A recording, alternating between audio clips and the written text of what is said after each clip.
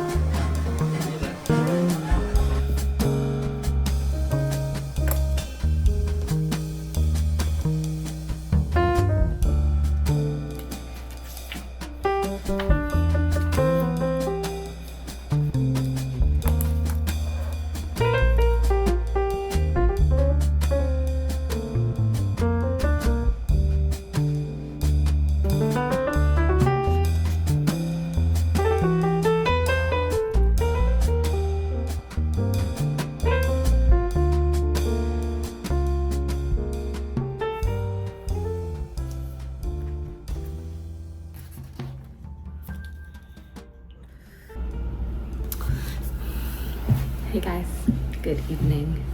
Nikki here. A little bit of a different angle this time. And yes, I just want to show off my hair because I cut it. I cut off like a pretty big chunk for those who know me or maybe have seen my photos on Instagram.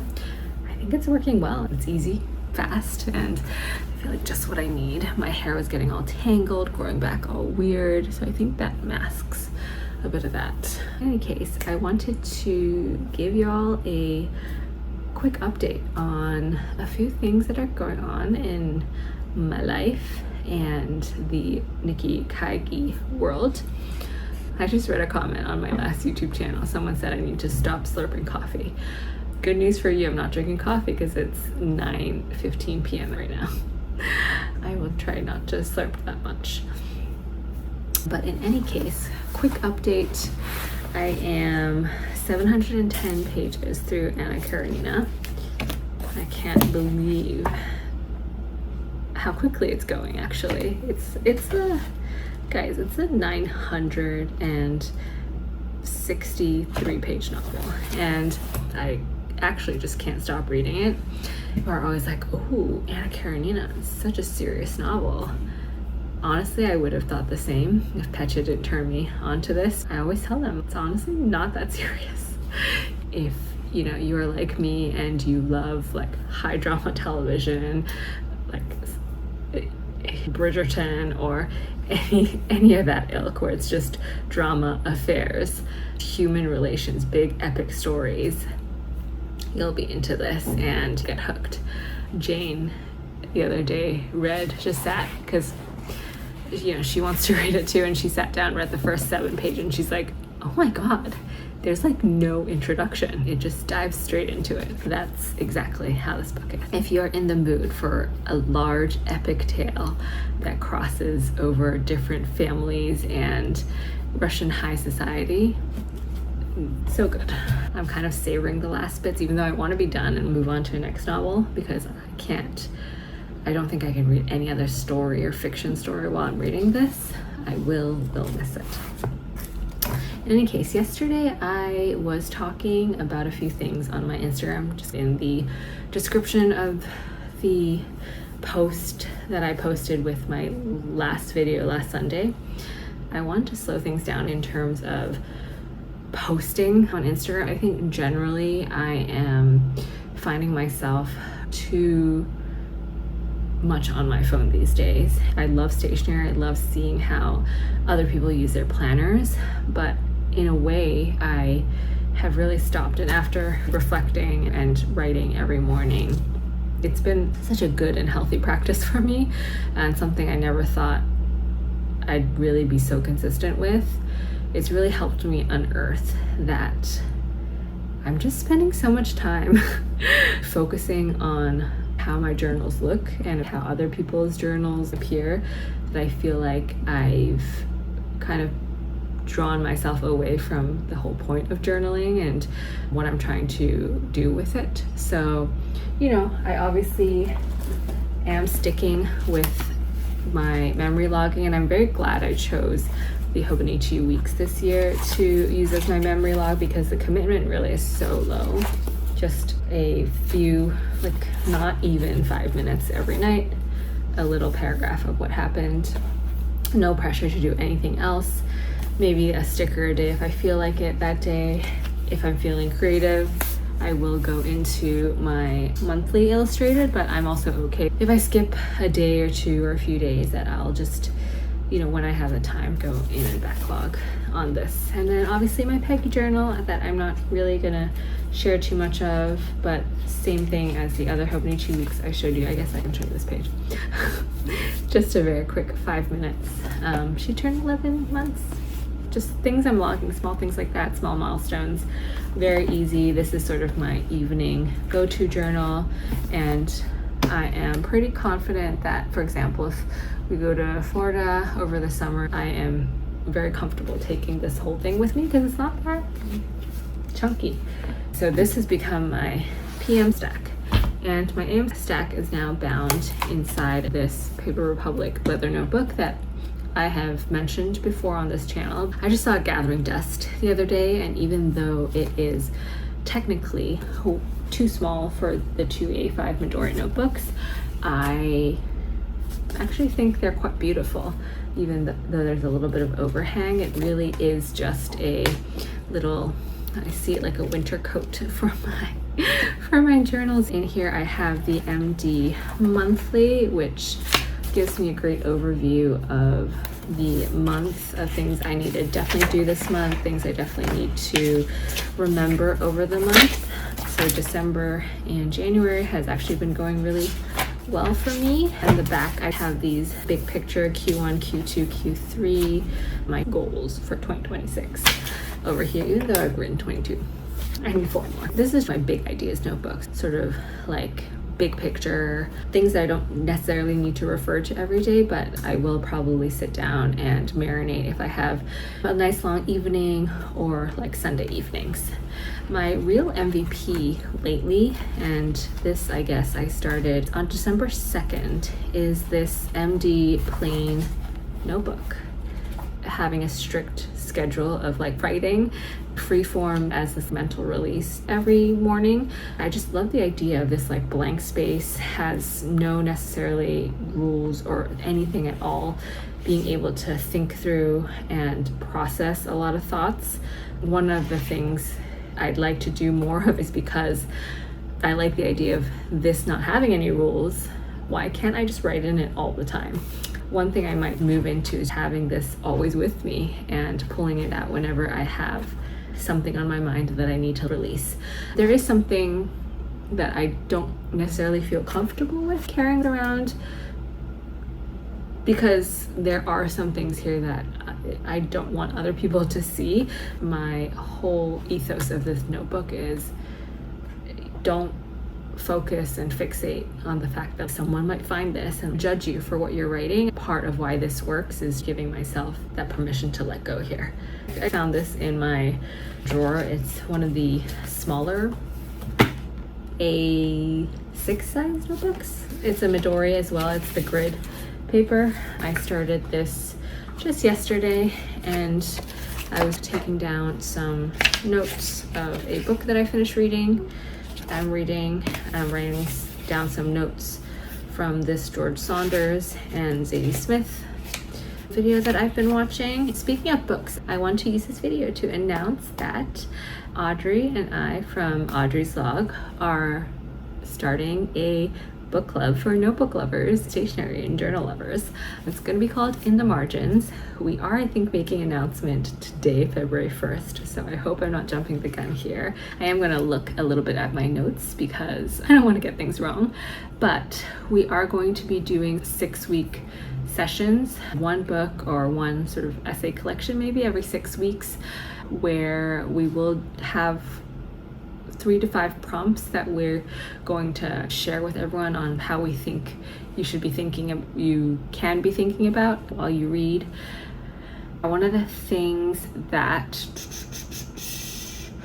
we want to stress that it is sort of a low pressure book club. We don't want anyone to get stressed about this. One of the things we want to make different is that we want to center this book club around reading diaries, memoirs, notebooks, and first-person essays by some of the writers we love. This includes Helen Garner, Sarah Manguso, Maggie Nelson, Susan Sontag, Joan Didion, Renata Adler, Olivia Lang, Rebecca Solnit. And yeah, I'm sure more will follow, but if we're doing one book every 6 weeks, it might be hard to cover too many writers all at once. So just a sort of intro here. I'm going to post more details either in a Google Doc that I attached here or somewhere in the description. We're mostly interested in how writers write about their lives, keep track of them, and generally what they choose to notice, what they choose to omit. I was reading one of the books we are choosing for our first ones, which is Ongoingness by Sarah Manguso. A lot of thoughts there about pregnancy, postpartum, which I didn't actually realize. Excited to share more. One of the outputs of our book club is we're gonna host 1 or 2, probably 2 journaling and commonplacing live sessions during the 6 weeks where we can get together, journal together, commonplace together. Through that, I'm sure we're going to have discussions. The output is we're hoping that you guys will join us as we read some of our favorite texts, be able to commonplace together or alone. No pressure to join those sessions at all, but we'd love to see if you do end up joining and making some commonplacing journal spreads from the book. I'm sure Audrey has beautiful book commonplace pages that you'll be able to share with us and post on Instagram and tag us. We'll have a lot of fun here, and I hope that some of my audience and some of Audrey's audience will join together in a community-led book club around books or journals and diaries. That is one exciting announcement I wanted to share around that. And then, but yeah, where was I? Where did I leave off actually before we talked about that? One of the things that I journaled about this morning is I wrote, I just want to write. That is all. Only a very small part of me wants to track and plan, which I underlined. I can't help but think that is just so accurate. All I want to do is write and read. One of the things I've been realizing is just how much time I spend on Instagram scrolling through beautiful journaling pages and how much I'm influenced by that, and how much time I spend thinking about my layouts, planning my refills and inserts, and it's kind of taken the joy out of just being able to read and write. So one of the big things that I really want to focus on in February, which is the perfect time to start this book club, is just focusing on reading and writing and not thinking too much about the medium I'm using. Don't be surprised if all I carry around is this notebook throughout the month, and like I just pick and write in this all the time. So that's just a little warning here for all of you. All right, before I wrap up this video, I did want to mention today's sponsor of the video, which is Ana Luisa. They kindly reached out to me a few weeks ago, and I'm super grateful because I have seen a lot of their pieces on Fellow Stationery YouTube channel, Tori on Paper. Some beautiful rings. For me, I have been trying to emerge from the postpartum hole and want to start introducing jewelry into my everyday life, starting with necklace and earrings. These are things I have not been wearing over the past 11 months because of a grabby toddler. When they reached out, I directed myself towards the necklace and earring section, even though I'm going to order some ring pieces soon as well. Their jewelry, when I received it, the packaging was impeccable, beautiful, came very quickly. This pebble motif necklace is what I've been looking for a very long time. From the delicate and almost invisible gold chain leading up to this pendant, this is just, I feel like, a beautiful silhouette. It's also long enough that if Peggy is starting to become grabby again, I can tuck it away inside of a t-shirt. I've been a gold hoop earring girl for all my life. I just can tell this is a very high quality piece. My old pair broke just before Peggy was born, so I'm really glad to have replaced this, and I think it just goes perfect with my haircut right now. I didn't even plan this. Definitely check them out. Super high quality, affordable jewelry, and it also comes with a 2-year warranty. That is just super important because with jewelry, you just never know what's going to happen. And if I have many pieces that if I had a 2-year warranty on it, I would have used that. But in any case, they have such a stacked collection online, and I say that literally because there's a lot of pieces, especially necklaces and rings, that you can end up just stacking on top of each other, and I am very excited. There's a chain bracelet that I'm eyeing, and also some rings that I also have my eyes on. I have a link in my description below because I noticed that one of the pebble necklaces is already out of stock, so definitely go check them out. I'm very grateful that they chose to sponsor this video. I know that these are going to become staples that I love. I'm actually I don't buy a lot of things other than stationery, and so when something is introduced into my everyday, I will be wearing this and wear it out over time. So you'll be seeing these pieces a lot. Thank you, Ana Luisa, for sponsoring today's video, and go check out the link in my description. Moving on, what are some other updates that I can give you right now?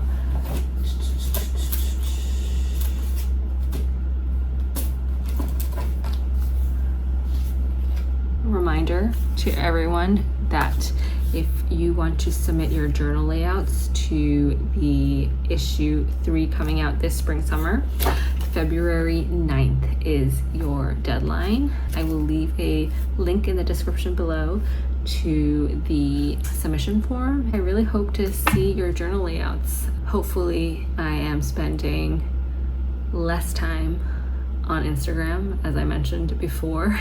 Being able to view some of your submissions will give me a little boost of dopamine. I'm just really excited to see all y'all's submissions come in, and I know Victoria and the rest of the pouch team will be as well.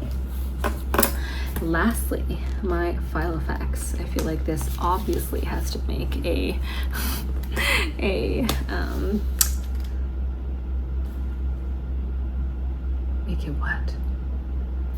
make an appearance in this video. Wow, you can see, is my head as big as a file effects pocket? It is kind of, actually.